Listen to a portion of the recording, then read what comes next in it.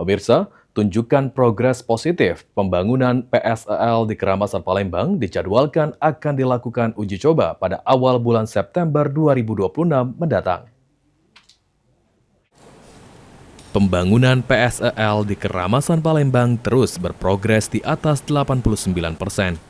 Kepala DLH Kota Palembang, Ahmad Mustain mengatakan, jika dengan progres yang ada PSEL dijadwalkan mulai beroperasional pada Oktober 2026 sesuai rencana.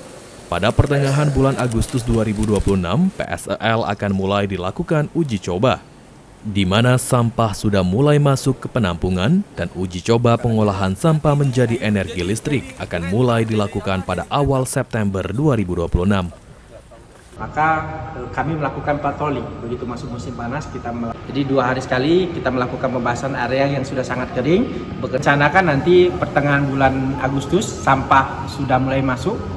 Nah, sampah sudah mulai masuk, awal September itu sudah mulai pembakaran. Memang ini ada relaksasi sekitar 1 bulan karena memang proses pembangunan transmisi karena menyangkut pembebasan lahan menghadapi beberapa kendala, tapi semuanya alhamdulillah sudah bisa diselesaikan. Untuk jenis sampah yang masuk ke dalam penampungan pada uji coba merupakan sampah dari TPS dan bukan sampah yang berasal dari TPA. Sekaligus sebagai uji coba kemampuan armada untuk proses pendamping menjatuhkan sampah ke penampungan. Sandi Pratama, PAL TV.